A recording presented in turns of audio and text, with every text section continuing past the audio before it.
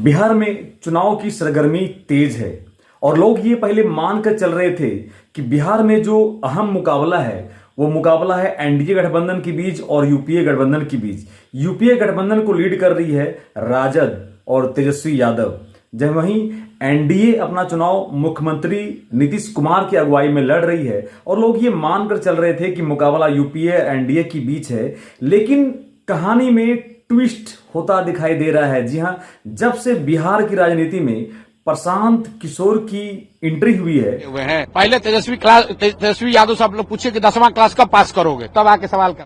प्रशांत किशोर अपनी राजनीतिक party Jan Suraaj party के संस्थापक हैं और जनसुराज पार्टी के साथ बिहार के चुनाव मैदान में कूद पड़े हैं और लगातार एक के बाद रैली करते दिखाई दे रहे हैं। अरे तेजस्वी का कोई समझ नहीं यार, तेजस्वी के सवाल का यहाँ ठेका लिए हुए हैं। पहले तेजस्वी यादव से आप लोग पूछे कि और उसके बाद ये संभावना दिखाई दे रहा है कि प्रशांत किशोर बिहार की इस बार की विधानसभा चुनाव में कुछ सीटें जरूर जीत सकती है और किस राजनीतिक पार्टी का खेल बिगाड़ेगी ये देखना बेहद दिलचस्प हो जाएगा।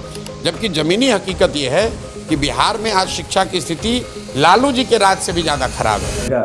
जी हां, लेकिन अगर प्रशांत किशोर की बात की जाए तो जिस तरह से इतिहास में हम चाणक्य को याद करते हैं, वर्तमान की राजनीति में प्रशांत किशोर का ओहदा लगभग उसी लेवल पर है। ऐसा हम क्यों कह रहे हैं, आज हम चर्चा करेंगे प्रशांत किशोर के राजनीतिक कैरियर पर। तो आप तमाम मित्रों को मिथिलेश कुमार का प्यार भरा नमस्कार। अगर आप चैनल में नए हैं चैनल सब्सक्राइब जरूर करें, साथ ही कमेंट सेक्शन में कमेंट करके आप ये जरूर बताएं कि आपको ये कंटेंट कैसा लगा।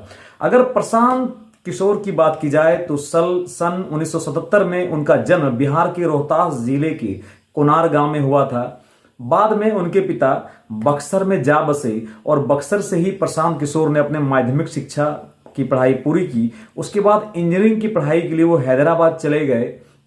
अगर उनकी पत्नी की बात की जाए तो उनकी पत्नी का नाम जानवी दास है, जो पेशे से एक डॉक्टर हैं और उन दंपत्ति का एक अपना बेटा भी है। जी हां, अगर उसकी राजनीतिक कैरियर की बात की जाए तो प्रशांत किशोर किसी भी राजनीतिक दल के साथ जुड़े हैं तो उसके दल में एक सलाहकार, एक रणनीतिकार के तौर पर जुड़े हैं। उनके कैरियर की शुरुआत होती है साल 2011 से, जब वो बीजेपी के साथ गुजरात के चुनाव में जुड़े थे और नरेंद्र मोदी की वापसी तीसरी बार गुजरात की राजनीति में कराई थी और नरेंद्र मोदी मुख्यमंत्री के तौर पर नियुक्त किए गए थे तीसरी बार। उसके बाद साल 2014 की बारी आती है, जब लोकसभा चुनाव बीजेपी एनडीए गठबंधन नरेंद्र मोदी के नेतृत्व में लड़ रही थी, तो बीजेपी को प्रचंड बहुमत दिलाने में प्रशांत किशोर ने अहम भूमिका निभाया था। चाहे रन फॉर यूनिटी हो, चाहे पर चर्चा हो, सोशल मीडिया के कार्यक्रम हो, सभी जो देन था वो प्रशांत किशोर का ही देन था।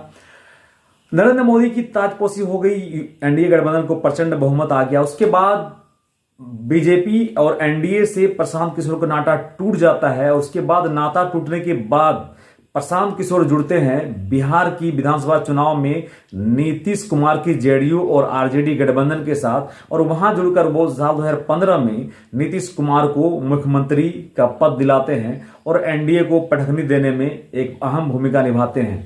साल 2015 के बाद साल 2020 में जेडीयू के साथ भी प्रशांत किशोर का नाता टूट जाता है और साल 2020 में प्रशांत किशोर जुड़ते हैं कांग्रेस के साथ और पंजाब चुनाव में कैप्टन अमरिंदर सिंह की वापसी में महत्वपूर्ण भूमिका निभाते हैं। साल 2020 की ही बात है जब प्रशांत किशोर जुड़ते हैं आम आदमी पार्टी के केजरीवाल के साथ, और आम आदमी पार्टी को दिल्ली में प्रचंड बहुमत आई थी साल 2020 में। आपको याद होगा जब 70 में से 68 सीटें आम आदमी पार्टी ने जीती थी और इसके किंग मेकर बने थे प्रशांत किशोर और अरविंद केजरीवाल। उसके बाद जो महत्वपूर्ण चुनाव आया था साल 2021 में, जब बिहार में मुकाबला था एनडीए गठबंधन और टीएमसी और यूपीए गठबंधन के बीच में, तब बीजेपी और एनडीए ने सारे दांव पेच खेले थे, लेकिन प्रशांत किशोर के सामने सारे जो पैतरे थे वो एनडीए का फेल हो गया था और टीएमसी ने शानदार बहुमत लाकर मुख्यमंत्री ममता बनर्जी की ताजपोशी उसमें हुई थी।